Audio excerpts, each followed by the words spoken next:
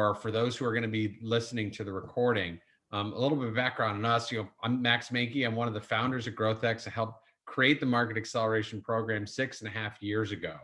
And what our special power, what we focus on every single day, what I do very tangibly is help companies find product market fit. And a lot of the time when we talk about finding product market fit, people understand what the word product means and market means and fit means. And they even know, they think they know what the term product market fit is. But I challenge you to actually Google product market fit. And what you're going to find is that basically a bunch of blog posts are quoting Mark Andreessen about saying that product market fit, you know it when you have it. And if you have to ask, you don't have it. That's not an actual definition of anything. I've heard that one. Like I um, have, and even in webinars, I've heard people say that when they give us like, if you don't know, like you don't have it. I'm like, that doesn't make a lot of sense. That's not a definition, right? And it points directly to the problem that we've been trying to solve at GrowthX for a long time, which is unmask the myth of product market fit. It's sort of like in sales, how people believe that some people just have the gift. They're natural closers. I don't buy that, and I'm a salesperson by trade. Sales closing is a byproduct of a thoughtful, intelligent, customer-centric sales process. That's how you close business. The same thing with product market fit. It's not something where you either have it or you don't. And if you don't have it, you're caught in between. There's a methodology, there's a path. And so what we've tried to do from day one at GrowthX is create that path and enable our entrepreneurs within our portfolio and now across the world to stop improvising. Let's leave innovation to the products and let's follow a formula for acquiring customers. Because newsflash, the very first company that ever got created, yeah, they had to innovate the path to product market fit, but there have been billions of companies created ever since. And there are best practices that we can take to at least shorten the path to product market fit, acquire revenue, and eventually scale that revenue. If you think about what product market fit is, it's a way to disguise selling and marketing, because frankly, a lot of people, and the reason why they call it product market fit is because a lot of product centric founders, they get uncomfortable when they hear the word sales, right? They don't really want to do that. They don't want to take on that part of the entrepreneurial journey. So we call it product market fit. You throw product in there, now it feels like it's more relevant to those people. But at the end of the day, what we're talking about is finding people to sell something to. And the reason that's important is because we know the steps that it requires to sell. We have to find a target market. We have to know how to attract that market. We have to know what we're going to say when we get to that market. We have to know how we're going to price it. These aren't mystical steps. This isn't something that is unattainable. We just have to put these things in order. And if we plan for them ahead of time, then we significantly reduce that market risk, that market friction. And that's really what us at GrowthX, we're all about. So I'll go ahead and jump into, our nifty slide deck here. And again, guys, feel free to jump in if anything, pops up, if you guys have any questions. So Max, I just have one quick question. Have you guys heard of Plug and Play Ventures, which is on West Coast? of course, very familiar with Plug and Play. Okay, isn't that something they also do, like where they say they work with early stage companies and help them find the product market fit? Yeah, no, they don't do that at all. So a couple of ways that were different there. Number one, Plug and Play has a very large corporate network.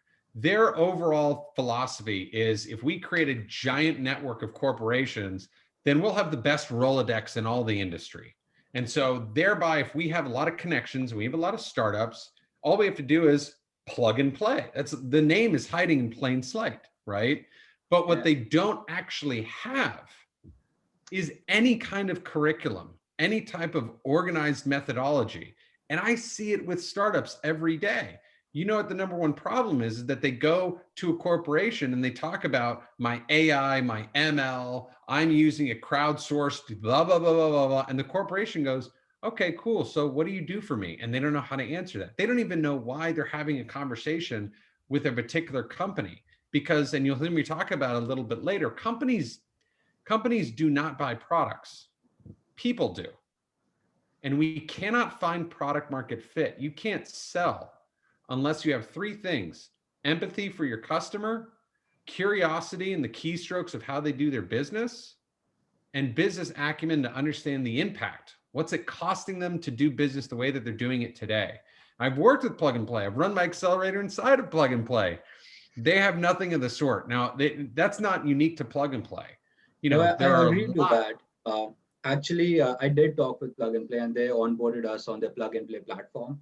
And you're right, like there is absolutely no structure to that, and nothing. The reason I brought it up because I did have a call with them, and what you said, like I just thought I'll run by you. But you're right, like there is no structure to that, no curriculum. It's just a platform which is not even very Yeah, clear. exactly. It's not unique to Plug and Play either, by no stretch of the imagination. I mean, just this year alone, I've spoken with over 200 accelerator programs across the world. And I can tell you from that experience, from really that market survey, if you will, there aren't many companies, organizations, schools, universities, economic development centers that have actually tried to create a process around product market fit. What has happened is that there are a lot of people like myself who've done it over and over and over again with dozens, if not hundreds, if not thousands of companies. But that's not the trick.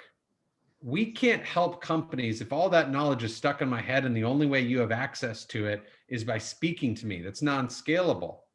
And the only way you can get in front of me or the other people who are the experts at product market fit is by going to Plug and Play or attending an accelerator in person. And the biggest problem with that is that it's exclusive, and nothing good ever got done when it was exclusive. I mean, look at the work you're trying to do with your company, right? You're trying to remove biases. Well, that's what we're trying to do at GrowthX. We're trying to reduce the barrier to entry, democratize the path to product market fit so that overlooked founders in underserved parts of the world and in underserved markets have an opportunity for economic prosperity and have the opportunity to create venture scalable businesses, which also gets me back to this slide. Why did we launch GrowthX? When we started 6.5 years ago, it was very clear. The writing was on the wall. The cost to build a product was trending down. It still is today. We're in the age of applied technology. What does that mean? Think about all the pitches that you hear that says we're Uber for this, we're Facebook for that, we're Airbnb for XYZ. That means no one's actually creating, or very few companies are actually creating anything new. We're applying technology in new ways, in new markets. So the risk from a capital standpoint, from an entrepreneur, is no longer in product development. Don't get me wrong, there's still plenty of risk there, but the vast majority of startups now fail because of markets and people.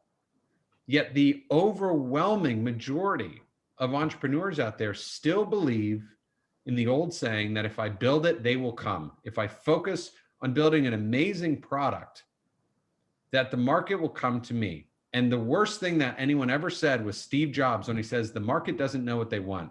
That's wrong. What Steve Jobs really meant was he meant, I know what the market wants and I know how to communicate that to them better than they know how to describe it. And that's very true, but he doesn't invent trends. So we started GrowthX with the explicit intent of trying to solve for this problem.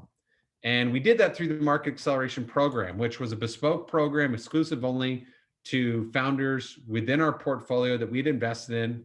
It's the foolproof formula for finding product market fit. It's about moving away from improvised product market fit and towards intentionality, taking every step with a reason and understanding why this customer, why this segment, why this channel, rather than moving fast and breaking things and throwing mud on the wall and seeing what sticks. And at the end of the day, I've applied this methodology to almost every industry. I've applied it to companies, to kids in a garage in Kansas City, all the way to large corporations, Bridgestone, Firestone, to name a few. And what I've learned is that products and markets are unique, but the path to product market fit, kind of like what I was saying earlier, guys, the steps that you take is not. It's not unique whether you're B2B, B2C, whether you're fintech, health tech, sports tech, ed tech. The steps to find that product market fit, it's not mythical, it's not mystical. There's a pathway that you can take. And sure, that path is going to be slightly different, but overall the building blocks are the same. You're just going to put the puzzle together in a slightly different order. So as I said before, what we're trying to do and the goal of what I'm going to talk about today is really about how do we leverage an ideal customer profile? Because that's the most important tool for any entrepreneur so that we can stop improvising and start growing revenue with intent. And what's important is ideal customer profile is also a lot like product market fit. I know what ideal and I know what customer, I know what profile is. And it's something that every entrepreneur needs to use. But I would tell you, if people knew how to actually create an ideal customer profile, if they really knew how important it was, I wouldn't be here today and GrowthX wouldn't have a portfolio, because the overwhelming majority of companies have no idea who their ideal customer profile is. They have too many ideal customer profiles, or they mistake an ideal customer profile for an ideal company or an ideal industry profile. They don't get focused and they wonder why they don't have product market fit. Well, you can't apply a product to a market if you don't know who your market is. And that is why an ideal customer profile is hands down the most important tool that any company has, again, big or small. So we've applied this all around the world. This list is growing absolutely every day. Just launched a new accelerator in Alberta this week, got another one in Atlantic Canada. And as you guys know, we've put the entire thing online. So what was previously only accessible to companies within our portfolio is now every single step and videos with me and tangible exercises and case studies from our portfolio. It's all available. It's all online for anybody to run themselves, totally self-service. And it also provides a great way for us to get to know startups, because at the end of the day, that's what it's about for us. We want to not only be helpful and democratize access to information for people to create economic prosperity for themselves and their communities and to solve problems, but it also enables us to keep tabs on companies that are growing in overlooked markets for underserved founders that we can then invest in. So what's the basis of the programs? You talked about intent. So how do we shift that behavior? Because improvisation is a behavior, it's a mindset. Well, intent is a mindset as well. And the key method that we steal from is science. We steal the scientific method and we move it from product, we move it over to market. And again, most market development, most product market fit is done by throwing mud on the wall and seeing what sticks. Well, scientists don't do that. Scientists don't take two compounds and put them in a beaker, light something on fire and just fold their arms and say, oh, I wonder what's going to happen. No, they know exactly how much of compound one and compound two, and they know exactly how hot that fire is going to get. And then before they do anything, there are two critical steps that they take. Number one, they create the tools to measure the reaction. They don't just light that thing on fire and then observe it. Observation is a very critical part of any type of scientific experiment. And growth marketers talk about experimenting. We talk about test and iterate. You test to measure and then to validate. So you have to have the tools to measure. And then number two, you don't do anything and just wait for the outcome. You plan for the outcome. You design for the outcome. We don't think anything's just going to stick to the wall. We go, this is about 5 pounds and I'm going to throw it at that wall. And my expectation, my hypothesis is that it's going to stick and roll down 3 feet and then eventually fall. It is detailed. If we know where we're going, if we know we're at point A and we know what point B looks like, then we can design the experiment to elicit that response. And that's what going to market with intent looks like. Every customer conversation, every email, every demo, every pitch deck, the way our website is designed, who our ideal customer profile is. It's all in an effort to reverse engineer expected outcomes, because you want to know what frustration is? It's also a mathematical, scientific quantity. Frustration is just the delta between expectations and reality. So the whole goal of what we're trying to do here is pre-identify frustration, remove it before we ever test anything out in the market. And then we identify those small pieces of friction so that we can test, iterate, and scale. And if we find an answer that isn't scalable, then we can identify that and diagnose it. And then we can iterate, but we don't just iterate with our gut, because our gut feeling is wrong. Again, look at biases. biases are wrong. We iterate using data, and we don't make the mistake of bringing feelings to a data fight. So one of the problems with product market fit, as we talk about demystifying it, goes back to this chart right here, the difference between market development, which is a term you'll hear me use a lot, and sales and marketing. So I'm going to start with sales and marketing. Sales and marketing is what you do when the path to product market fit has already been well worn. Sales and marketing is what you do when you have a playbook. This is revenue optimization. I already know who my customers are. I know that they buy. I have case studies. I have statistics. I have user testimonials. Now all I have to do is fill the top of the funnel, have more conversations, and turn up those conversion rates a little bit. That's not product market fit. So you can't apply another company's playbook towards a pre-product market fit company. That's where market development comes in. Look, I killed my own very successful startup by believing that I could simply purchase more revenue by adding salespeople. But I was not at sales and marketing. I wasn't at revenue optimization. I was at market development. The playbook hadn't been built. And what is required to achieve product market fit is that the founder gets intimate, or the team gets intimate with the process of how revenue gets transacted, how it gets made. This is not a hands-off activity. Sales and marketing is a hands-off activity because I know the motion's already, momentum is already built. Market development is a full contact sport. You have to develop the playbook, and you have to get close to your customers, and it has to be led by the founder. And in every step of the way, as I talked about before, you have to document those successes and those failures, because otherwise it's just going to live in someone's head forever. And then you'll wonder why. Well, the founder's able to sell this thing, but why isn't the rest of the team? So market development is all about this. It's all about trying to actually create predictable revenue. And everyone's read predictable revenue. But what predictable revenue is saying is, if I take the same widget and I try and sell it to the same customer, the same ICP again and again, what I should get is a repeatable outcome. I'll close 25% of the time for around the same amount of contract value, and each sale is going to take me around the same amount of time.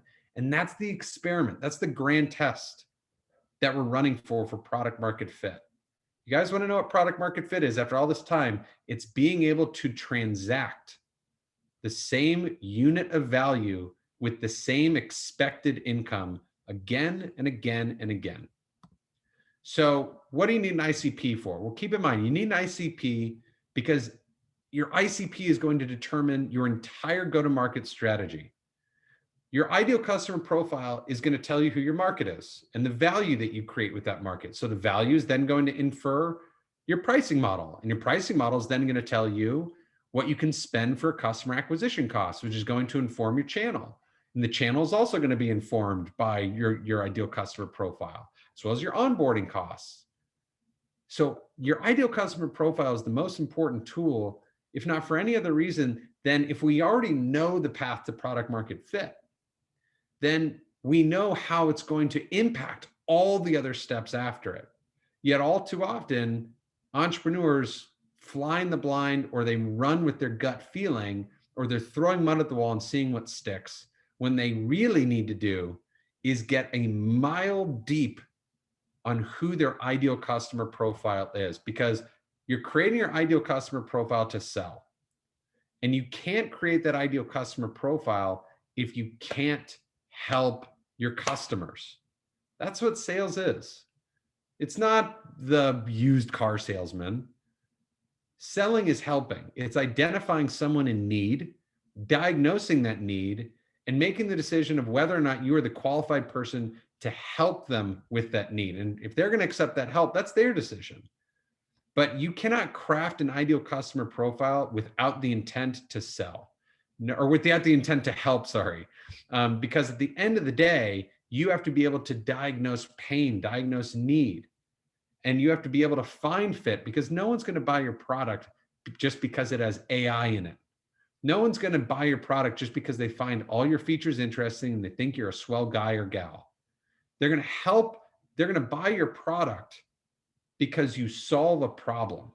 And if you're not going to solve a problem, you're going to go away. So how do we identify the problem that we're going to solve? Before we even go to market, we got to seek fit. You have to identify the companies where they have a problem. You got to identify the companies where you can be the most helpful. And the whole process of creating an ideal customer profile is to seek fit, is to grab data points, behavioral information, to research and try and rinse and repeat that process so that you can seek fit before the conversation ever happens, before you ever gin up an email campaign, before you ever start trying to find product market fit. The challenge that most entrepreneurs run into is that they create an ICP and then they start trying to sell. And they go, well, hopefully if I say a group of words in a magical order, that will unlock revenue. That's not how it's done. You first seek fit with a market. You need to learn about a market before you ever learn from it. Because how are you going to learn? And that is what we do at GrowthX. Everything that you do when it comes to seeking fit is so that when you are out in the market, when you leave the building, as Steve Blank said, you want to minimize friction so that you can maximize learning. And the only way you can do that is, as I said before, to learn about the market before you learn from it. So what goes into an ideal customer profile? A lot, really. A lot more than just an industry, a lot more than a geography, a lot more than just company size. The three tools that anybody needs, and I mentioned this before, in order to identify their ideal customer profile: empathy, curiosity, and business acumen. You have to know not only the company, but you have to know the relevant department within that company. Which department are you helping? Which department's going to pay for this? And then who's the head of that department? Who's the economic buyer? Not the user buyer. That's one of the biggest mistakes. The user buyer can't say yes. The user buyer has no budget. And that's what's important for you to know. You only want to go after the people who have budget, because otherwise it's just helpful and this is really interesting and I'll take this up the chain. And so you look at that economic buyer, you identify their problems. How do they do their job? And what's the business impact of their problems? And it's only when we drill down each of these layers that we can start to actually ask meaningful questions as it relates to how can I be helpful and is there a fit? Because the biggest mistake that companies make when creating their ideal customer profile is they consider it to be an ideal company profile. But I challenge you, give me an example of where a company ever bought anything. Never has happened. In a million years, it's never happened. Companies don't buy anything. Customers do. People do. And make no mistake, this is what I said before. It's hand-to-hand combat. You need to be able to help an individual. And I can't ask Nike, well, how are you going about increasing leads today? Nike won't give me an answer. That's a logo. That's an office. That's a headquarters in Oregon. But I can ask the head of sales. I can ask the head of e-commerce. I can ask the head of e-commerce for the shoe division in North America. That's a title. That's a person. What are the top challenges for you today in COVID? How are you going about doing your business? I know that people like you are using these types of technology. When you focus down to an individual and you can see the microscopic world that they live in, it becomes so much easier to understand whether or not there's fit and ask intelligent questions and to qualify, or equally important, disqualify. Because you might have a $6 trillion TAM, and that's really great and swell and all. But that $6 trillion TAM is filled with a diverse array of ideal customer profiles. And your team and your product, your business, your service is in no position to tackle that $6 trillion TAM all at once. So your challenge is to know and identify your beachhead. And when you're creating your ideal customer profile, the most important question that you always must keep in mind is this: where do you get the most amount of revenue for the least amount of effort? Or as we call it at GrowthX, where are you going to get the best traction effort delta? So the way that we interrogate, or the way that we interview, or the way that we seek fit is by using what's called spin interview framework. And this was not created by us. This is created by Spin Selling. It's a book by Dr. Neil Rackham. And if you haven't read it, or you haven't read a synopsis on it, I can send it to you, or I can send you the synopsis of it. It's an excellent framework that basically says If you want to identify if there's fit, ask about the situation. How do you do things today? Then use that empathy and that curiosity to understand what problems are created by the way you do things today. And then that's where that business acumen comes in. What's the business impact of the way that you do things today? How does that create a drag on your business? So I'll go to the sourcing example, right? If there's biases in the way that you review resumes, if there's biases in the way that you craft your job description, what's the problem that creates? Well, I don't get the true addressable market of candidates. Okay, and what's the business impact there? I get lesser quality candidates. What's the problem there? What's that person's job? What's the cost of a bad hire? That's the business impact. Cost of hire goes up, and then whatever impact they have in poor performance, that goes down. So what's the needs payoff? What happens when you flip that problem? And I'll go into an example of this in just a bit. So again, the question is traction effort delta. Where can you get the most amount of revenue for the least amount of effort? The challenge is not, well, I've got a $6 trillion TAM, so the market will come to me. No, the question isn't, of all those people, of all those potential markets, who is Mr. or Mrs. right now? Given your product, given your market development budget, which we go into, that's the very first stage of MXP Online. We try and help you understand what are the resources that you have to fuel any go-to-market strategy. Because a go-to-market strategy, it's like your car's gas tank. You got to know how much fuel's in there before you pick a destination. And oh, by the way, there aren't any truck stops, there aren't any gas stations on the road to product market fit. There's no refuel. I mean, if you were to get in your car and you were to go to a destination, would you go somewhere if you weren't sure that there was gas on the way? Hell no. So why would you do that with your entire business? We have to make sure that we're resourcing everything appropriately, or else if we fail to plan, all we're doing is planning to fail, right? So you have to understand your market development budget. You also have to understand who's Mr. or Mrs. right now from a revenue standpoint, because not all revenue is acquired equally and not all revenue is earned and kept equally. There are good fit customers, there are great fit customers, and there are horrible fit customers, the types of customers that make you pull your hair out and they take all your energy away and they eat up into your emotional capital and they make you want to quit your business. You don't have to acquire those customers. And you also need to think about, what is the purpose? What is the why behind the revenue or the market milestone that I have? Are you trying to get to break even? Great. What does break even do for you? You need to answer that question. If you're pre-product market fit, maybe break even is too far down the road. Maybe what you need is a pilot. Maybe you need 3 pilots. Maybe you need 3 paid pilots. Maybe you just need your first customer. Whatever it is, I'll tell you, the most successful businesses that I've worked with have done one simple behavior. They've taken their market milestone, they've written it on the whiteboard, and they've hung it in front of their face every single day. And then they put a deadline on that milestone. And everything that they do, that path to product market fit, now they know the destination and they look at it every day and they can tangibly measure, are they getting closer to that market milestone or are they not? And if they don't get there, at least they ran the experiment. At least they tried. At least they put a value on product market fit. So what goes into crafting that ideal customer profile? A lot goes into crafting the ideal customer profile. What should you be looking for? As I said before, it's not just company size. It's not just, geography, and it certainly is an industry. Remember, what you want to do is you want to get the most amount of revenue for the least amount of effort. And part of what goes into that is understanding and only spending time, your market development budget, which is precious to you, only spending time with people who share your worldview, only spending time with companies that you stand a good chance of communicating with, of earning revenue from. So what's an example of that?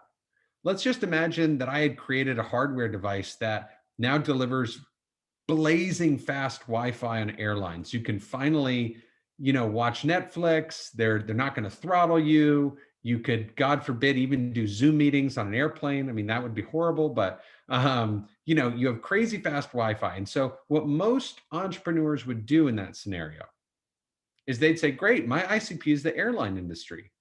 And then they'd start building up a list, 100 companies deep, and start knocking on all those doors. And here's what would happen. They'd go to Spirit Airlines, and Spirit Airlines would say, hell no, no, thank you. This product's dumb. And they go, man, I wonder what happened there. What went wrong? I think that was the right pitch. They're an airline. Why didn't they want this? Well, it's not a secret. Spirit Airlines doesn't have Wi-Fi on their airplanes right now. I have to change their opinion about what they should value in their entire business model. That's a behavior. That's a worldview. Look at it the other direction. If I go to Delta, Delta consistently wins awards for cabin experience and in-cabin amenities. They communicate on their website that they're innovative, that they're constantly improving their airlines. They're not writing that just for fun. They're communicating their worldview. They're communicating their values. When I see a company write on their website, we have a commitment to excellence, we have a commitment to innovation, that tells me as the entrepreneur one thing, that that's not accidental and that they deploy budget to achieve those goals. So when I talk about who shares your worldview, yeah, you can have an ideal industry profile, but you also need to subsegment industries. And you need to subsegment companies, and you need to find the industries that are early adopters, that have the signals of early adopters. You know, they have a corporate venture capital team, they have a innovation program, they sponsor accelerators. Those things don't happen for free. Those things happen because budget gets deployed, because somebody made the decision, or rather a group of people made the decision that innovation is a good business model. And when you look at Spirit Airlines or companies like that, companies that at the bottom of their industry, they didn't get there by accident. It's not just the way the roll of the dice worked out. That's their business model. That's their worldview. So how do you minimize friction? You avoid conversations that are obviously bad fit, and you never let that bad data inform your experiment. So what else do we need to keep in mind as you're evaluating your ICP? Well, again, it's not just the behavioral data, it's not just the worldview, but while you're inside the building, while you're trying to take account and consider how you're going to deploy your market development budget and where you're going to deploy it towards, meaning which ICP, Mr. and Mrs. right now, you can go through a variety of very straightforward thought experiments. Okay, so I have an ideal customer profile hypothesis. So now that I know exactly who that is, I can make a general hypothesis what the average contract value might be. And if I know what the average contract value might be, let's say it's $10,000, well, I know that the time to close is probably a month or two. But if the average contract value is $250,000, well, then the time to close might be 6 months, it might be a year. Well, how does that affect my runway? And usually a $250,000 sale is something that's going to require a lot of time, not just from me, but from multiple people on my team and traveling around and trying to do demos and all these other things. Do I have the bandwidth for that? And is my product up to speed? Can it really handle it? Again, most of the time when people choose their ideal customer profile, if they do that at all, they assume that the steps further on will just reveal themselves. They won't reveal themselves. We know what the steps are. You know that if that data tells us the more expensive your product is, the longer the sales cycle, the more effort you have to take. So you can put all your eggs in one basket, or you can say, you know what, that's a great market, but it's not the stage relevant market. It's not the right market for me right now. Again, it's no is the second best answer, by the way. To qualify a startup or to qualify an ICP in is just as valuable to qualify it out. And qualifying it out doesn't mean you never go after that market ever again. It just means not right now. So as you're crafting that ideal customer profile, what you also want to be on the lookout for is understanding the reasons why companies buy. And any business only buys for 4 reasons: make money, save money, competitive advantage, and compliance. Stay out of jail. For B2C companies, consumers don't buy for financial reasons. Consumers don't have a P&L. Yes, very few people might have a budget. Most people don't. But most people buy for emotional reasons. If you don't believe me, look at an iPhone. Look, there are plenty of phones out there that are cheaper than an iPhone that have cameras and make phone calls on occasion and take pictures. All right, well, as I already said, cameras, but that they can go to the App Store and do everything that you need to do. But at the end of the day, most people don't want to do with the switching costs of a new iOS. And number two, at least for me, all my friends text in blue. And I don't want to be the guy texting in green. That is an emotional response. But in order to seek fit, we have to not talk about what our product or service does. We have to understand what it does for them relating to one of these 4 reasons why people buy. And if you want to identify those 4 reasons, take these 4 reasons and flip it on its head. And these are the 4 pain points that any business has.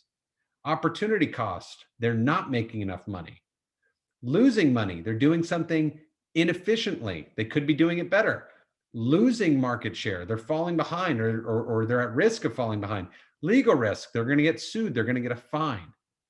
So that's where we go back to that spin framework. Look at the way they're doing things today. And when you get to that implication part of spin, this is what you're looking for. Are they doing one of or multiple of these things? And if you can solve these problems, one or more of them, then you're starting to seek that fit. So how do we actually go from concepts, ideal customer profile, best practices, into tactical know-how? Well, the first step that we take at GrowthX, once we've actually completed the market development exercise, as well as a current account mapping, which is the first step of market discovery in MXP Online, is we go into ICP brainstorming. There's no bad ICPs. Let's create as many as possible. It's not a bad thing to have multiple ICPs. I don't want to make it sound like too many ICPs is a bad thing. The problem is that a lack of focus about who's your ICP right now. Because again, your market development budget is extremely limited. And so you need to understand, you need to qualify the value of your time and make sure that only the right people have access to you and your team and your product and your service. So the trick to having multiple ICPs is to go through this exercise. Take every ideal customer profile and research and examine the same exact piece of information so that you standardize your qualification process, so that if you do create 5, 10, 15 different ideal customer profiles, once you're finished, you have standardized data points, you have a rigorous, intentional model so that the data will speak to you, so that you're not making a gut-based decision. And look, as entrepreneurs, I get it. Having shiny object syndrome, believing that the grass is greener, and being optimistic, these are all pre-existing conditions for us. Okay. So I get the desire to have multiple ideal customer profiles, but in order to test something, we have to be deliberate and focused about it. So what's the process that we go through?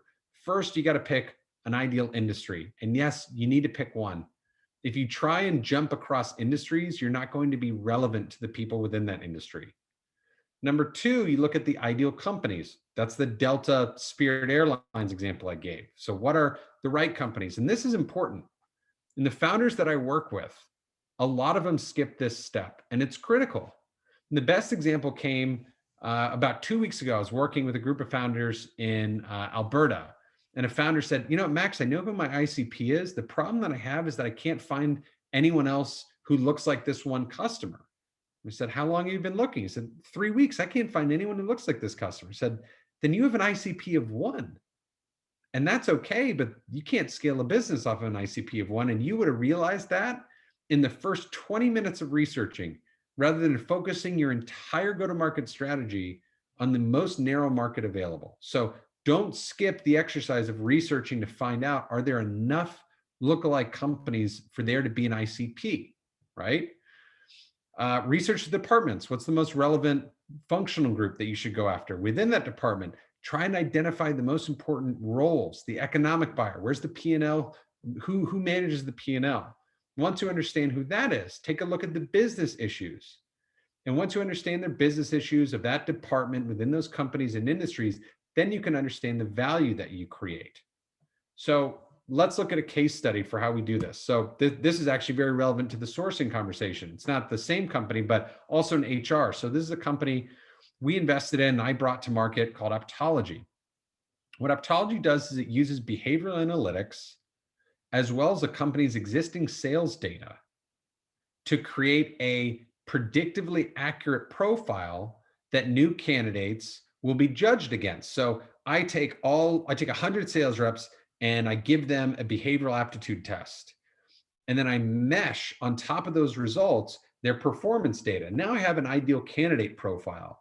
So before anybody ever reads another resume, every candidate has to go through this test.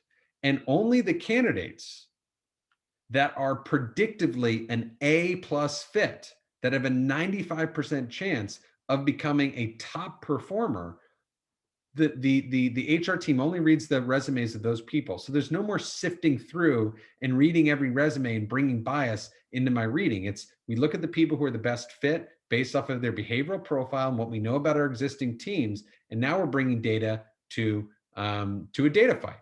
So when you think about this technology, right, it could actually be applied absolutely anywhere. You could use it for product teams, you could use it for sales teams, marketing teams, legal teams, you could use it for college applications. And before they came to GrowthX, they did all of it. And everybody's interested. Everybody wants to hire better, right? But if you're everything to everyone, you're nothing to everyone. So where do you get started? What's our beachhead? And their TAM is literally the global world of hiring. What's the beachhead? Well, first of all, lawyers and product people, people who are engineers, people who are even in arts, they have portfolios, they have tests they can take, they have advanced degrees that they earn. There are ways to measure these people. When you look at the way that they're hired, they have to take tests, they have to produce results. So having a behavioral tool doesn't really add that much value. Where does it add value? Well, when you look at salespeople are hired almost entirely off of gut instinct. You read a resume, you meet someone, oh, he sounds cool. So that girl sounds nice. Let's talk to them. Let's hire them. It's a terrible way to hire people. But sales alone is still an enormous space. So where's the biggest pain? Where's that traction effort delta? Well, if I look at retail salespeople, let's just say the Old Navy or the Gap, right? That person gets hired, they get paid very little. There's no onboarding, there's no tools that they're given. They don't have to learn how to use outreach, a sales automation tool. They're not taught the pitch. Most importantly, when the person you buy jeans from gets fired or leaves, they don't take your business with them. It's not like, think about, you never bought a pair of jeans from somebody and then Craig calls you and says, hey, I left the Gap, but I'm moving over to Banana Republic. So you should keep your business with me. That doesn't happen. So the value's low. But if we start moving the value of the product up, then the pain of the wrong sales hire goes up. And the most telling statistic that we found when we started thinking about what's the right market for aptology is this.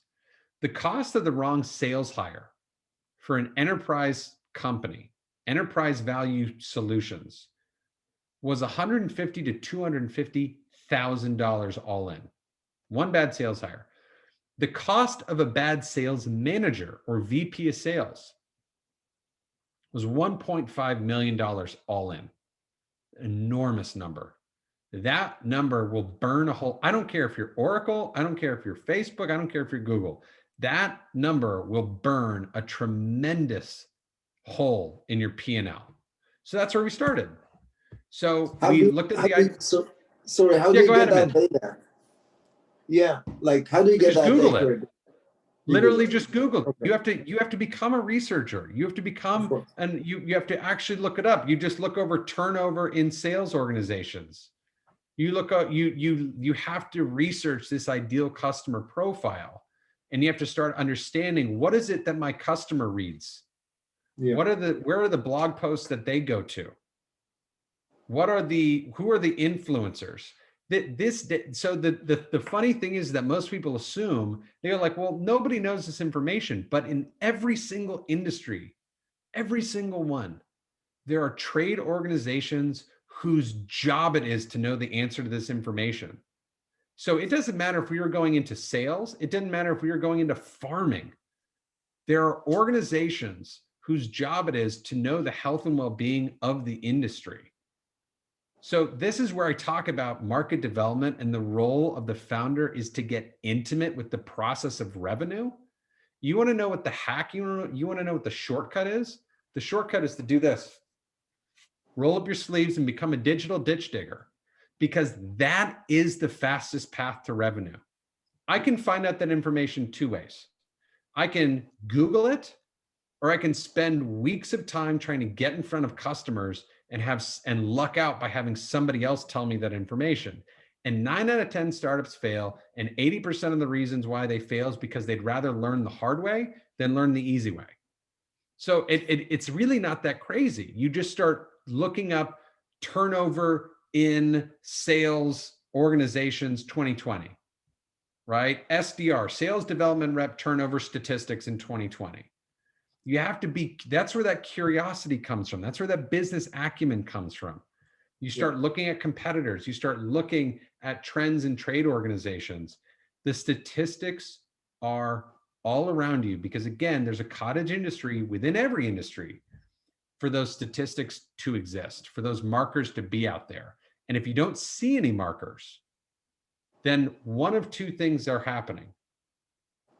Either there is no product market fit, or you're not looking in the right place, right? So either your method is wrong, or that's the market speaking back to you, saying this is not a market that values whatever you're looking for enough to talk about it. Because if I couldn't find those statistics, that means it's not a big enough problem for somebody else to spend money looking for it, if that makes any sense. But if it's a new product, if it's something that is not existing, if it's a new market, you know. There's not a new market. You're telling me the market doesn't exist? Your customer profile doesn't exist? Somebody's not doing a job today? Because that's what you're saying. Yes, you're right? Think about what you just said. Yeah. Oh, well, it's a new market. My product doesn't exist. Your customers exist. Your customers do something right now. So that excuse holds no water, right? Because you're skipping that step. This is where the empathy, the curiosity, and business acumen comes from. If you don't know how your customers do things today, then what problem are you solving, right? Because you can't just build, they're not going to recognize the product, and you're not going to know who to go after. There's no such thing as a new market. That means those people don't exist. And last I checked, the DeLorean is a fictional vehicle in Back to the Future, right? So you have to understand who the market is you're going after. And remember, this is step one. This is ICP brainstorming. So you're going to have to go into multiple markets and try to look for those digital signals of fit.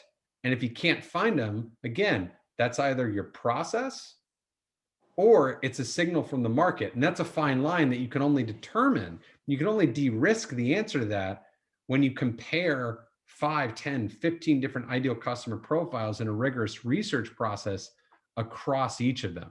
That make sense? Yeah. Definitely. So once you've got that ideal industry, then you look for those ideal companies. And for us, it was large companies, sales teams, minimum of 100 people. That was a requirement from the product side. We needed at least 100 sales reps. And then we chose for ideal companies. You would think, well, why wouldn't we should go after the companies that are the worst at hiring, the companies that have the highest turnover, the companies that have the lowest Glassdoor ratings. That's that Spirit example coming up again. We don't want to go after the companies that stink at hiring salespeople. They got there for a reason. We want to go after the companies with the best Glassdoor ratings. We want to go after the companies that win awards for culture and hiring experience and all those other things. Why? Because they got there for a reason. They got there because they deployed budget. And I only want to speak with people who spend money. I don't want to speak with anybody who I have to convince of a new worldview or who doesn't spend money to solve their problems. But within that, they have less problem. But then they have, because they're succeeding, you know? No, that's the wrong assumption, right? Okay. Because how do competitors stay ahead? And don't get me wrong, man, I made the same mistake for many years, right? Mm-hmm. You think that somebody who sucks at doing something, they have the biggest problem to solve. But again, they never solve their own problem. That's why they suck at doing it. But the companies that are the best, it's not that they don't have a problem. That's what makes them early adopters. That's what makes them innovators. They're always thirsty for more. And that's where the budget comes from. That makes sense? Great. And they have a lot of money to spend as well. They have a lot of money to what spend. they're selling. And they're growing. And I cannot tell you how many times I've seen this go through. I could do, and I have the slides to do it, but I'm not going to do it here. But I could go through 5 more examples where we flipped that exact logic on its head, where we went away from the people who were terrible at what they were doing and had the bigger problem. And we went towards the people who solved it. And let's again, because I think this is coming up for you guys. Let's again talk about getting intimate with the process of revenue. Let's get into the shoes of the ICP. Before we get into that, I have a quick question, if I may. Yeah. Yeah. So actually, my question is, so right now what we're building is a cloud solution. So when you said, don't go behind companies that do not know what the problem is, what we're building right now might also apply for, let's say, startups and MSMEs. MSMEs where they don't know how to get onto cloud right now. They don't know the benefits of cloud. So we would have to educate them. And startups where they don't know that they would get locked in with the cloud service providers, and then their bills would increase once their credits get over. So they don't know their problems right now. So should we not go behind such customers? Is that the suggestion? Or is the suggestion to go behind the customers that know the problem or that are living in the problem right now? Yes, that's exactly where I was just about to head to, right? So the companies that are bad at what they're doing, they don't know that they have that problem. They're not only are they not spending money to solve that problem, but in all likelihood, they're not even spending money to identify and diagnose it. So you look at the companies that are, let's look at Eptology. You look at the companies that win awards for hiring, for best culture, best practices. You can be sure that they're measuring, they're constantly testing, and that they know, even though that they're the best, they also know where their next weakness lies. That's right. A company that identifies their own problem, right? This goes back into behaviors like people that share your worldview. Now, to answer your question, I also want to go back to this slide, right? It's not as simple as behavior. You have to take a holistic approach. So the startup, look at your contract value. It's going to be right here. Your time to close might be a little bit shorter, but are you going to get that market milestone you want? Right? And maybe they don't have a recognition of the problem, right? But it's not any one of these factors. It's all of them combined across multiple ICPs. So here's the answer to your question. The answer is not, well, because of this, then that must be my ideal customer profile. The answer is, take SMEs and take startups and take enterprise businesses. And by the way, get more focused than that. Get way more focused than those buckets of size, because frankly, those aren't even really that relevant. That's just the starter pack. That's the freemium version of the ICP, if you will. Right. And take each of them through the same set of questions. And we do this. And by the way, I'm going to follow up with all you guys with the ICP template that we actually use, the questions that you need to ask for each ICP. So you're going to see it, right? And this is something that we spend a lot of time in on MXP Online. We go incredibly deep on ICP because it's so important. But the answer is not like, well, they're a big company, they're a small company. There's more revenue, there's less revenue. So that's the signal. You have to let the data holistically and in total communicate to you and tell you what the answer is. Because I certainly am not going to know off of, a 30-second, explanation, but the data is there. I promise you the data is there. Right. Thank you. So we should select a point in the life cycle of the customer where we need to approach them and not before that point in the life cycle. So if the customer is too early, we know that this type of customer or this ICP will face this problem because of the data that is there, but later in its life cycle and not today. So then we should not approach it today. We should approach it tomorrow. There are so many things that go into that, but yeah, essentially, I mean, think about what happens. Again, I want to talk about empathy. Think about what happens when that problem occurs, when you reach that trigger point, not you, but the customer. Right. And what do they start to do? Right. And how does that impact their business? And then also take their journey. Where do they look for help? Where do they look for results? What would you do in their shoes? Right. And when you try to mimic that behavior, that's when you can start to lock in an ICP. And again, this also gets much more thorough later on through the process. So once you have an ideal customer profile, that also enables you to target the right competitive analysis, the right companies for competitive analysis. And that will also enable you to validate or invalidate an ideal customer profile. If you can see the market, the terms of the market, the table stakes, if you will, are set in your direction or pointing away from your direction, that will tell you a lot. Because the other thing that I want to talk about is, even if you do this exercise, I've talked about it before, but I really want to make sure I get it home. You want to walk before you crawl. You do this exercise, that does not mean that this is your ideal customer profile and now you go outside the building and you start selling and interviewing. There are 5, 6, 7 more steps that you take, and each one of those steps will enable you to get one step closer to either removing risk from that ideal customer profile before you spend any budget on it, or making that ideal customer profile more robust. And the magic that we create at GrowthX within our portfolio is that 9 out of 10 times, our first ideal customer profile hypothesis, once it's gone through the entire process, is right. Think about that. We pick an ideal customer profile. We pick a bunch of them, but we land on the right one. 9 out of 10 times, we are right. And when we're wrong, we're not off by a lot. We're making a small pivot, right? You compare that to most startups, right? It's like shiny object syndrome, right? I'm going to try this one, I'm going to try that one. And if you're collecting data from 10 different data points, your head's spinning and you don't know what's real and what's not real. Right. Understood. Thank you.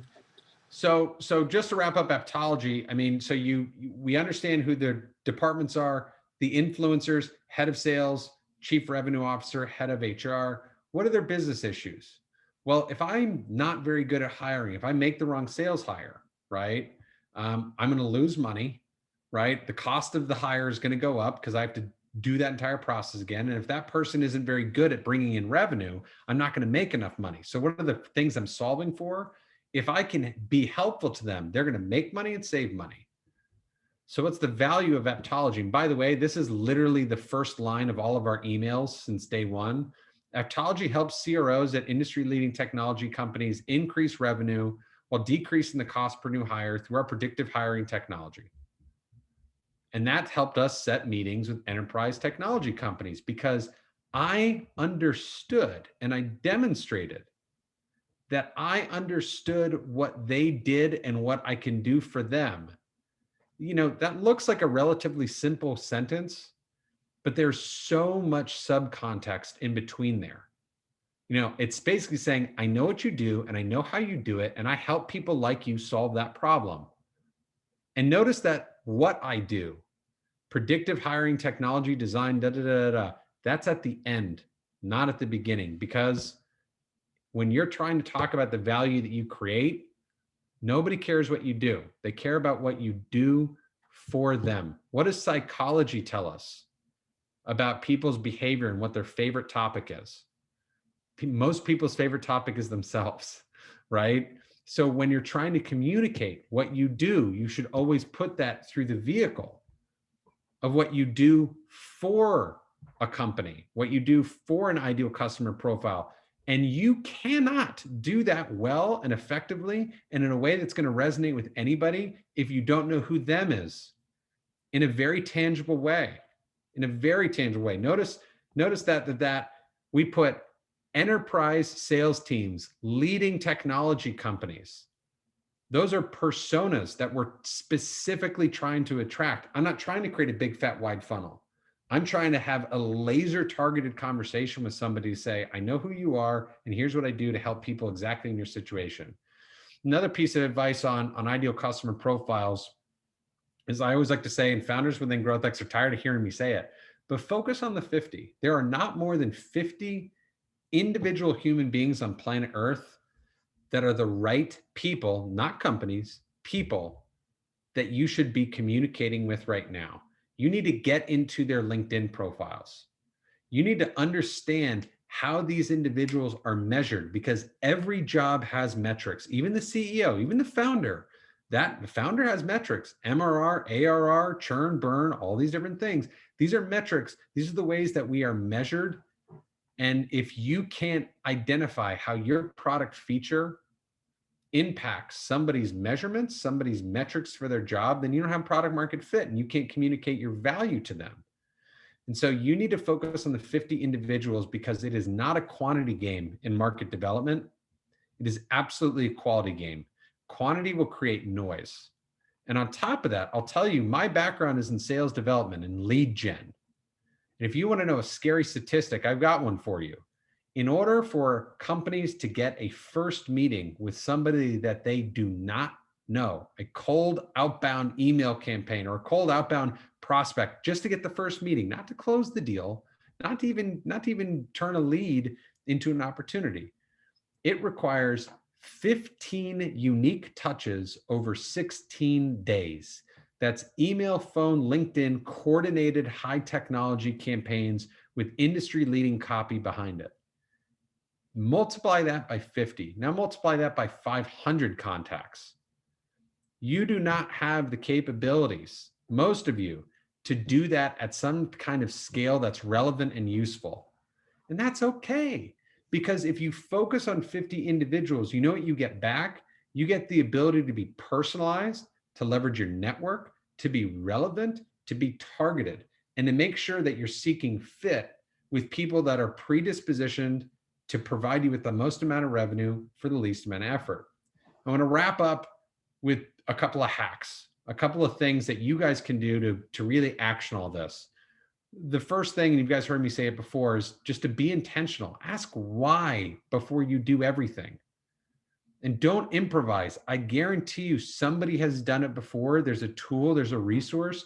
I've put every tool that I've ever created into a program. It's called MXP Online. If you want to know how to do it, I'm sure I have an opinion and a strategy on it. Number two, be persistent. What is a bad form of data is to mistake no response for no.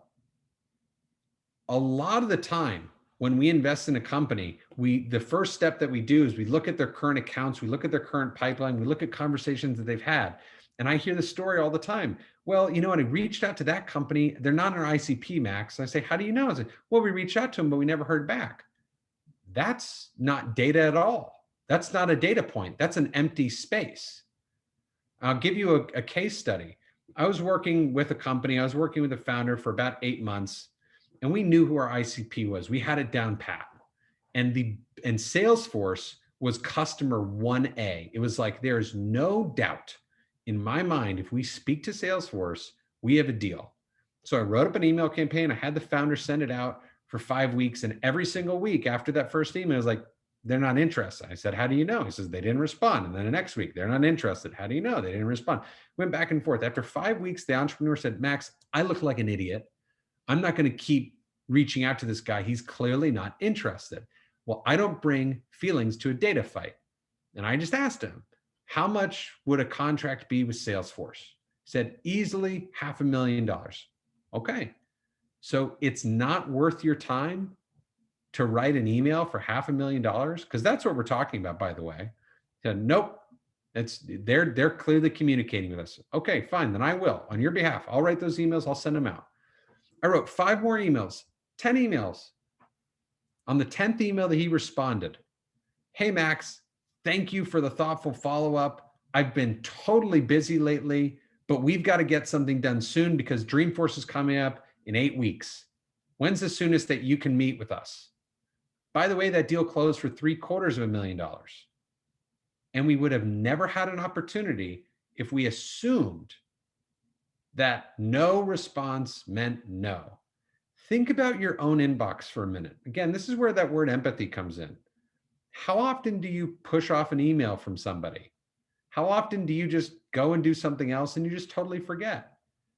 You know, some of you, I'm sure, have kids or other things going on. We're all human beings. People are busy. You're not, as a startup, trying to create elbow room in somebody else's inbox. You are an incredibly low priority and you will stay there unless you earn the right to that conversation. So I cannot stress enough how important persistence is, and a great hack, and I'm going to regret sharing this, because the more I share it, the more people are going to use it. And then I won't be able to, it won't work anymore, as it happens with email campaigns. But when I get to that fourth or fifth email and I haven't heard from somebody, and I couldn't even tell you why it works, but it works all the time. I start off the email, I reply to the thread, and I say, hey, first name. And I just start off the email with, pardon my persistence. I don't know why it works. And I'm sure there's a lot of good logical explanations behind it. But pardon my persistence, blah, blah, blah, blah. Pardon my persistence, bumming this back up. Pardon my persistence. I'm sure other priorities got in the way. Would still like to have a conversation if it's relevant, right? But I don't know what it is, but pardon my persistence. I had 2 of those people respond to me today. Don't know why it works, but definitely give it a try. Personalize, focus on the 50. Spray and pray does nothing for you. Spray and pray is what you do when you have product market fit, and now you know what happens when a good lead comes in, but you want to be hyper focused on having conversations only with people who are pre-qualified. And the last hack to shortening the path to product market fit is just to follow up quickly.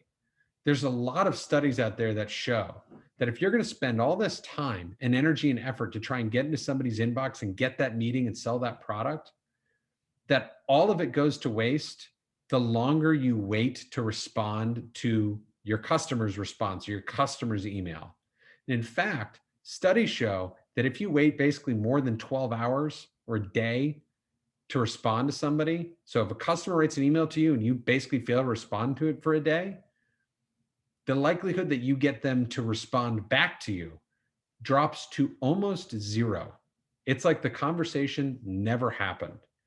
Now, on the flip side, if you respond within 10 minutes to 2 hours, the likelihood that you keep that thread going increases to about 80%. That's not anything that's crazy. That's not a secret sauce, right? That's not that closer thing. How does that guy do it? It's a behavior, it's a mindset, it's a choice that you can make right now. So again, I mentioned it several times, but if you guys would like to check it out, everything that I covered today, I'm going to go so much deeper on, with case studies and templates and tangible exercises that you can get into, that I can help you with, and that, you know, we deploy across our own company. So definitely check out MXP Online. You know, there's video content, there's templates, everything. It's organized in a proper order. And there aren't exercises for the case of doing exercises. These are living, breathing tools to help you build, iterate, test, measure, learn, and find that path to product market fit. So I've been doing all the talking. I appreciate you guys, you know, listening, and I'd love if you guys still have time and you know, still interested, I'd absolutely love to talk through and answer any and all questions that you guys have. Hey, Max, really appreciate it. This was fantastic. This was fantastic session. Believe me. Thank you so much. Sure. I so appreciate that. So teams, we are opening up for questions. I'm a bit in shock. Like, there's so much to think about, you know, it's hard to just, you know, digest all that. I think it's amazing. Yeah. Really a lot to think about, like a lot of ways to, you know, focus better, increase our efforts better. And I always thought that, you know, to get some kind of this understanding, I would probably add a consultant to this, you know, company. So someone that's coming from the industry, someone that knows it really well. And hopefully, if I have a good connection and good chemistry with them, I can find, you know, the market fit. I could find the right, you know, customer to that product and understand how it thinks. But yeah, it seems like, you know, you just figured everything out in a way that you can really, you know, put it in a table and just make that happen. That's amazing. Well, you know, Amit, a lot of that comes back to just knowing the right questions to ask so that you can make that time with those consultants more effective for them more effective for you than for them. So, yes. You know, the early stages of market development for any one of our companies is networking. It's reducing the cost of admission. And the cost of admission comes with having case studies and stats and brand logos. It's very hard to get into a stranger's inbox cold. So early on, you have to do everything you can to get in front of people who can verbally confirm that product market fit for you. But they're not going to do it for you. You have to know the questions that you need to ask to get that verification back. And I'll tell you guys another hack. What's the difference between a customer interview and a sales pitch? There's just one thing. It's the ending. It's the call to action, because both are about seeking fit, right? I mean, literally, there's no difference. Our entrepreneurs always ask me, so Max, are you going to teach me how to sell? No, I'm going to teach you how to do a customer interview. And then we're just going to ask you at the end to say what the pricing is, right? And it's really no difference. Again, I encourage you guys to, I encourage you guys to check out Spin Selling for sure, because that's just, for me, it was one of those books that I picked up and it was like, there's a path to this. I mean, actually, I'll tell you the whole story. I was cold calling. I was living in Shanghai. I was a financial advisor, and they literally would take a shoebox and put it in my desk full of business cards. Some of those business cards would be 10 years old. I'd be calling people. They'd be like, Max, I haven't lived in China in like 7 years. Like, it was just garbage type of stuff, but I just had to make this work. And one day a new guy comes in and he sits down next to me, this American guy, and he's just like amazing. And he's just running laps around me on the phone. And it's one of those guys where I'm sitting there and I'm just dialing and I'm getting hung up on and I'm just shaking my head. And he's talking with people about their grandmother and meatballs and how he used to go to Disneyland. And I was like, how do you do that? And he literally turned around and he handed me a book. And just like what I'm telling you guys at MXP, what I was doing before was improvising it. When somebody took their thoughts already in their experience and wrote it down, we don't have to improvise it, right? Somebody has tried to solve the problem that you've solved for before. And the path to product market fit, it's not unique. It's tangible, it's repeatable, and it's scalable, but it requires, to your point, it requires focus. You've got to be focused on a target market. It also requires discipline to see a test, see an experiment through. Max, thank you for that. I think that was a really interesting session. I mean, I've always read about ideal customer profiles, try to create that, but the level of insights you provide, I think, will really be helpful. It was interesting how you, the story you told about the follow-ups. Have you seen similar things happen when you do a demo, or when you're engaging with that customer? Do you still follow that same strategy of doing the following up when you don't hear back? I'm just curious, like, does that same strategy happens before when you're cold and when you're engaged with them?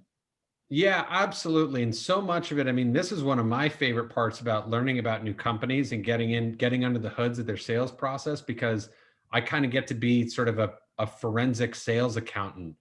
This goes back to, you have to take a holistic approach. You have to think about, what are the reasons why that person isn't getting back to me? Because it might not be as simple as you think. There are a variety of reasons. So first of all, do you have the right ICP? And if okay, so now I have the right ICP. What did I do during my demo? How did I present that demo? Did I talk about me or did I talk about them? Again, there are a lot of good stats out there, a lot of good information. And by the way, if you guys want sort of the single source of truth for stats, I'm going to just type it in here, Gong Labs. I just put it into the chat, Gong Labs, G-O-N-G, an amazing resource for data-based learning about how you should be doing demos, how you should be doing calls, how you should be doing discovery calls. So again, it goes back to, okay, was it the qualified prospect? Were you speaking with the right person? Did you tailor the demo? Then where did you leave the conversation? Did you set the next step, or did you let them get off the phone and say, you know what, this was really interesting. Do you have some material you can send me? Okay, great. Well, I'm going to take that. I'm going to share it with my team and we'll get back to you. That is the American way of saying, piss off.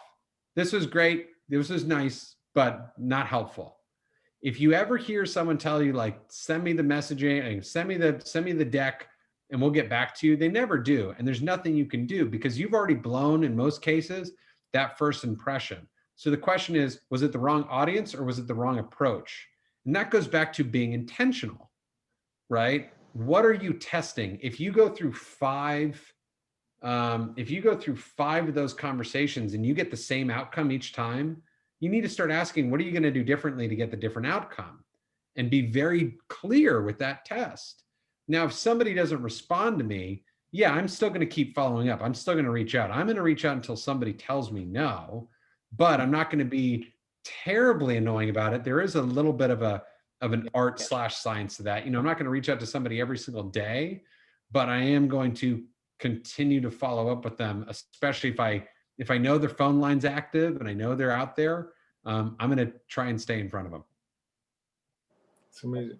Thanks, Max. We have a really similar case where we know everything went well, you know, everything went really well. And like, it seems like we're going to save them so much money. We talked about that and like all that. But they just like, you know, keep on pushing with, you know, too busy. We still don't have time. Like, and it's like weeks like that. How do you tackle something like that? Yeah, reverse and just have a direct conversation with them. That's it. We tried. It's just like we're so busy. We have that's critical on that time of the year, whatever. You know, all that's really, you know. Right, and so again, I think when I say direct conversation, you don't realize how direct I'm talking about. So first things first, you don't let it get to that position. At every interaction, you have to turn one conversation into 2 more conversations. So you got to figure out, how do I go? Okay, so we met. Here's the next step. And you get them to agree to a next step on the phone. We did it. It was like all locked, you know. Well, then that will still happen. But whenever you get the opportunity, so you might just have to wait around. I mean, again, it can be unique to every industry, in which case my advice to you is go nowhere. Do not go anywhere. Do not give up. But how do you stay top of mind without being a bother? It's simple. Provide value. Not every email has to have a call to action to it.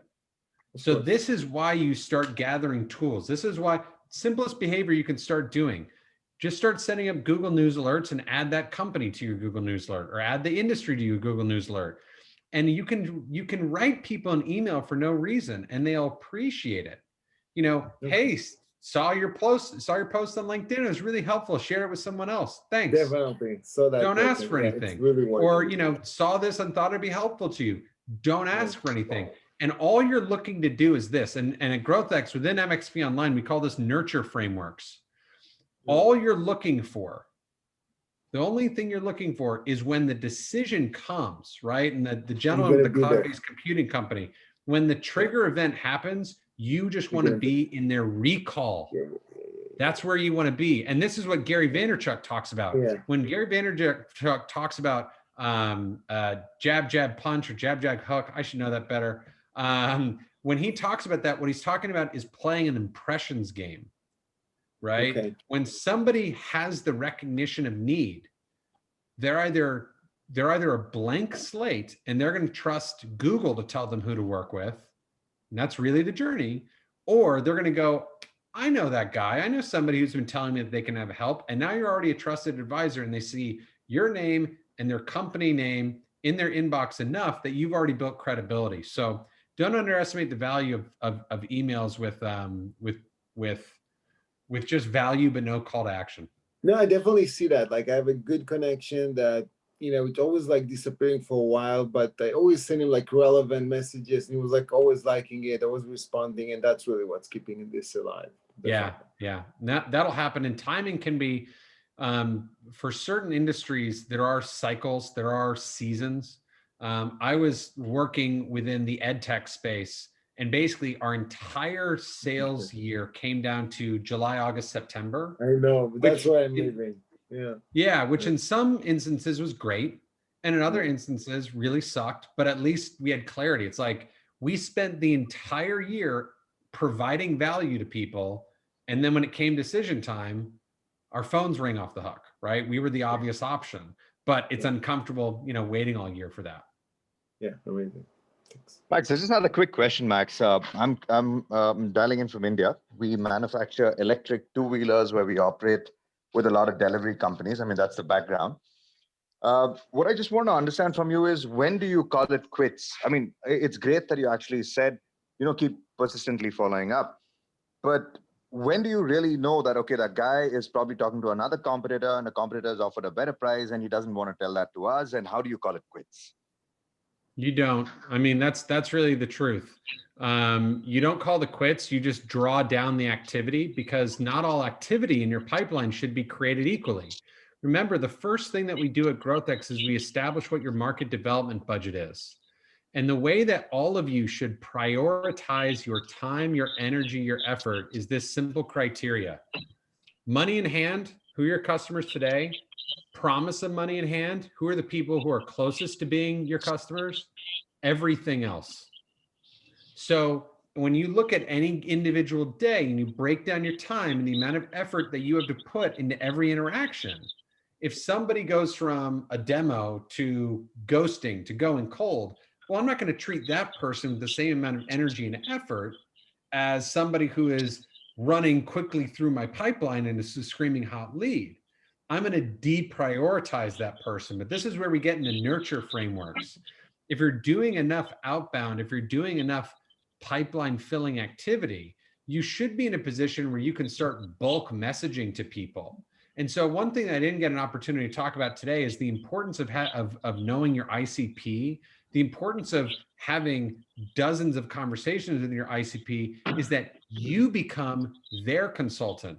You start doing something that they can't do, which is you talk to all of their competitions. You see the trends that they don't get the opportunity to see because they're not going to call their competition, right?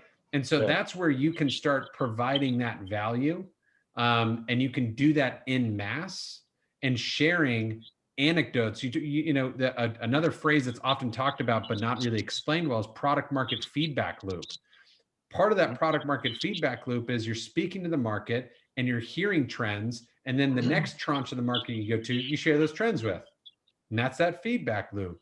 So what it comes back to, to answer your question is you really shouldn't give up, because, and the last point I'll make on this is because a healthy pipeline, one that doesn't have pipeline volatility, meaning feast or famine, right? You do all this exercise to build your leads, and then those leads become opportunities, and those opportunities become deals, and then the deals stop because you haven't generated new leads in a while, right? Right. The way that you get out of pipeline volatility is you have to keep all of those opportunities warm, because I can't tell you how many times businesses that I've owned, businesses that I've run, businesses that I've invested in have been saved in down months by old opportunities.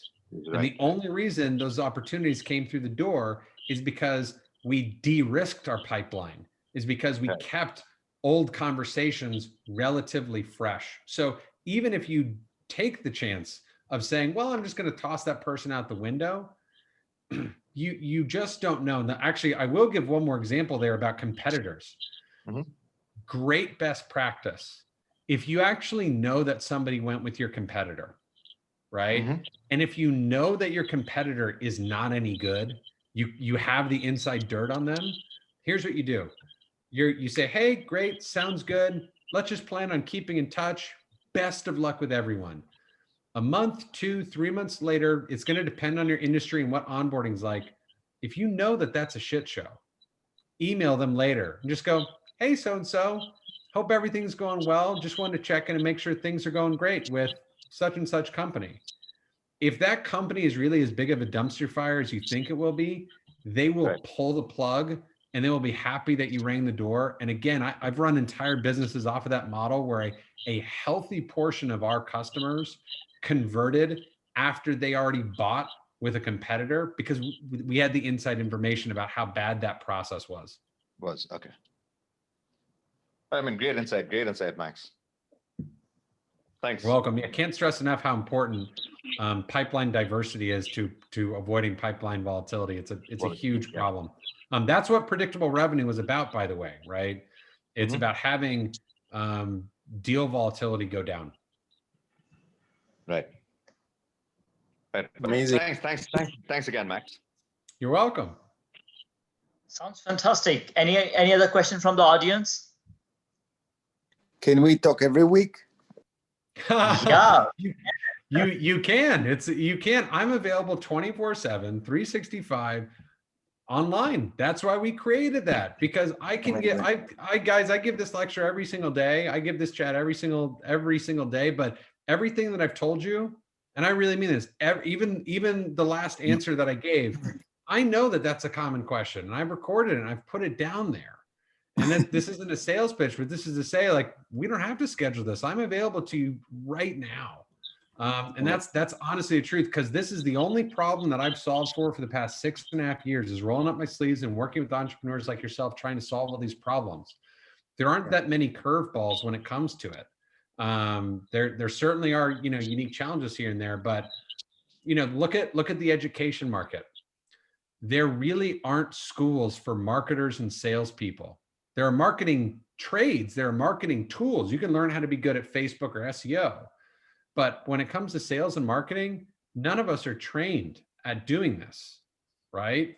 So, all of us, most entrepreneurs are starting at zero, but it's not hard to get to one. It's not hard to get to one whatsoever. To go from improvisation to best practices is mostly just knowing what behaviors you need to change. It's just like when that book was handed to me. I was going, oh, yeah, no, there's a logical way that this should be done. That's crazy for me. Yes. Yeah. I never thought about it that way. But yeah, I knew that it exists, but not that close. And it's amazing. Yeah. Yeah. So, yeah, I'm throwing a lot of dirt everywhere. Definitely.